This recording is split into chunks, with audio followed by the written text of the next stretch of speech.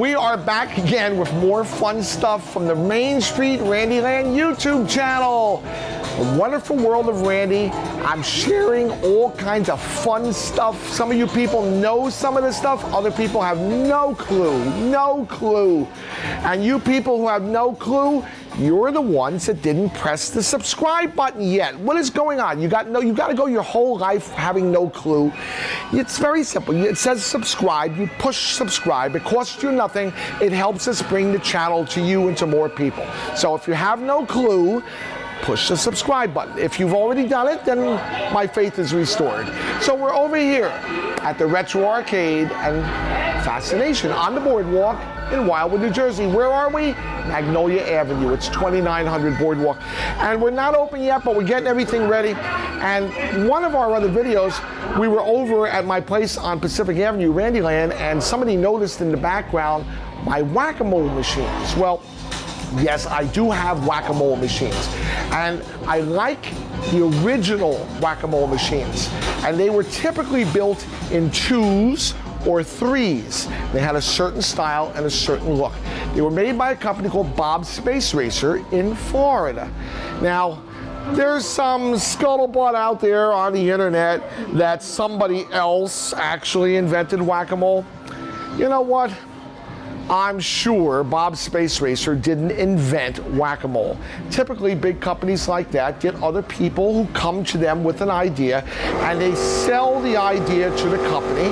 The company has the ability of manufacturing, and they do that, and they bought the idea, whether it was a cash payout or a royalty, whatever that may be. And companies often have other people, other companies, make parts for them. So there's one guy who's claiming that he built the Wac-A-Mole machines, this and the other. From what I understand, he built a certain part because they built that kind of part at that company, and Bob Space Racer went to them and had them make that part. It doesn't mean he made or invented Wac-A-Mole. I understand it was made by somebody in Canada, the original idea, sold the idea to Bob Space Racer. Bottom line is, Wac-A-Mole is a space racer game. So I have a total of, let me count, I have 2 2s, which were more the original, they were built in 2s, twins, and I have 2 3s, so 10. I have a unit of 10 in 2 3s and 2 2s over in my collection over at Randyland. Why would you want to have 10 Wac-A-Moles? First time I saw Wac-A-Mole, I saw it at Great Adventure, and they had it set up as a game stand where everybody was competing for the score, the high score. They reach a certain score and you won the prize, like a water gun game or a rollerball game. They ran it like that. I thought it was fine. I thought that was the way to run Wac-A-Mole. That was great. Later, they came out with the arcade version where you put your coins in it, you play, and it gives you some tickets. That's okay too, because it's a fun game. But I remember it as a race game. So, my first acquisition of a Wac-A-Mole was a 2. Coin-operated arcade model was a 2. I was thrilled to get it. Then I got another 2. Now, starts the obsession. I've got 4. Can I get some more? Now I got a reason in the back of my head. So then I got a 3. And then I got another 3. So now I've got enough that I could make a line of Wac-A-Moles and run it as a race game. Well, you don't always have a lot of people to play race games on the boardwalk. Years ago, when the boardwalk was busy, race games were very prevalent. So Randyland Engineering had to step in, and Randy the engineer had to figure out how to make it work both ways. So I engineered and modified interfaces so the machines could all connect and play as a race game, or by the flip of a switch, all be independent and go back to arcade mode where you put your coins in and get your tickets. You see, when the operator is the engineer, you come up with all these great ideas to make your stuff special. Because no operator is going to go hire an engineer just to do that. But I'm the engineer and the operator, and I felt that would be a good idea, so I did that. So those 10 units can play as a race game together, starting together, stopping together, bell, ring, high score, beacons, the whole deal. Or they can play individually as they did in the arcade. And the premise for that would be in a giant amusement center, which someday I will have. You can have them set up, and if you're not busy, you don't have an operator running the game, you set it to arcade version. When you got the operator, he runs the game and it's a race game. Problem solved. But in the arcade here, I don't have that kind of space. And in later years, they made single player Whack-A-Moles. Typically, for these pizza time theater places, which shall remain nameless, you know who they are. And they tried to remake games custom for their place, and they rethemed it just a little bit, and they called it Wac-A-Munch. Well, what's the difference between a Wac-A-Mole and a Wac-A-Munch? Absolutely nothing. The name, Wac-A-Munch, it's the same game, the same system. There might be a little difference in the figure that pops up. Maybe it's a little different style, maybe it's a different color. It's a munch, it's a mole. It's the same thing. Are you analyzing what pops up out of that hole, or are you smacking it? On some of my Wac-A-Moles, they broke it. It's ceramic. It's ceramic on a half-inch shank. You're hitting it with a hammer as hard as you can. How many times are you going to hit it before you break the ceramic? So they're very expensive. And where are you going to get them? Bob's Space Racer. And they're very inexpensive too. Thanks, Bob. So you can get them there, or you can try to fix the one you got. And I got a couple Wac-A-Moles where somebody fixed it by taking the broken piece, taking a tin can, pouring some kind of ceramic goop into the can and shoving the old piece into it, letting it harden, and then breaking off the can. So the mole or the munch that pops up is in the shape of a can. Can you notice it? Well, if you want to analyze it, you can notice it, but you're hitting it, you're not going to notice it. This thing's coming up, you hit it. That's as simple as that. So I'm all for munches and moles that look like cans. For the record, I'm all for that. But my two Wac-A-Moles, which are actually Wac-A-Munchers, actually have the real munches and moles. So they're over here. And here they are. Aren't they nice? Now these are actual munches, and it's hard to pull them up because they're not meant to pull up. They're purple with a yellow head. Aren't they cute? Oh, they really are nice. Those are munches. Moles are typically brown. Would you know that if I didn't tell you that? I wouldn't. Here's your hammer. Now these hammers, you gotta hit them. You gotta hit them. People love to hit things with the hammer. You really can't hurt anything if you're doing it like that. It's made for that. And those ceramic pistons that come up, you gotta hit it hard to get a good score on there. If you don't hit it hard, the little kids go like this, you're not even gonna score. It's not gonna know you did that because they're pneumatic and they're hard. They need a good hit with the hammer. But the problem is, like everything else in the world, these hammers are very expensive. Now, how much could a hammer with a bicycle grip, piece of wood, foam, and some cloth sewn around it, how much could that cost? 10 bucks? 15, 20? Over 100 bucks. So, we don't want to really ruin the hammers. These are new hammers, I'll have you know. I forget what I paid, but I paid a lot of money. I wasn't happy about it. But these are my Wac-A-Munchers. Now, they're actually different styles. This one has lights that go around it. This one doesn't. The traditional Wac-A-Mole was mirrored, and it had incandescent light bulbs that came around it that were really nice. But they weren't protected by anything. You could hit the light bulb and break the light bulb. And glass would be... What design genius thought of that? I mean, like it never happened? Like nobody hit the light bulb? Trust me, there were light bulbs that got hit. So, some places, like mine, the ones that have the light bulb, I put a standoff plexiglass in front of the light bulbs so you couldn't break the light bulbs. Well, this machine was made understanding that, it's later, and it doesn't have the light bulbs around. So they put in, actually they used arcade buttons. These are buttons, but they don't connect to anything. They did that because they just wanted to use it for the lighting up purpose. That you could hit them, it wouldn't hurt it. But they used buttons. This model, they didn't use buttons.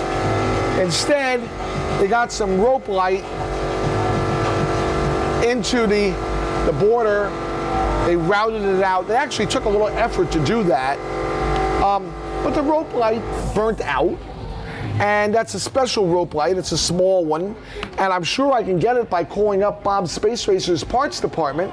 And I'd probably get that for a mere second mortgage on my house. Or I could leave it dark because people don't care if it's blinking or not. So I don't allow the lights on this to work because the lights on that don't work. So we're here to play the game, not to look at the lights. So we can insert our coins, or if we have a key, we can open it. And we can click up a credit. Now, after you put your coins in, it's playing a little music, which you can't hear. And then eventually, here they come. Oh, notice I'm hitting them. I'm hitting them hard. I'm hitting them hard.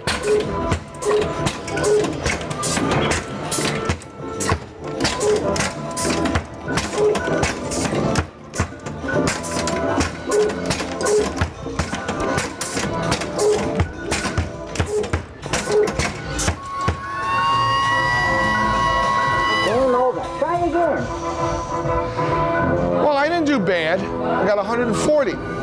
But I did notice that the center mole is not rising up high enough that he's hard to hit. So there's an adjustment under there, which I can raise him up a little bit, and I'll probably do that later because I had a hard time hitting him. But that's Wac-A-Mole. Notice, I, of course, was exaggerating for the film. You don't have to hit it quite that hard. But that's what people do. They bang, bang, bang on the Wac-A-Moles. So they're a lot of fun. But what makes a Wac-A-Mole?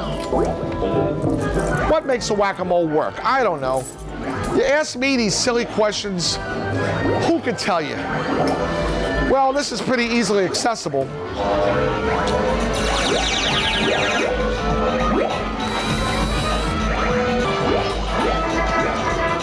Isn't it a nice little shelf that opens with a little chain so you get a little table? Isn't that cute?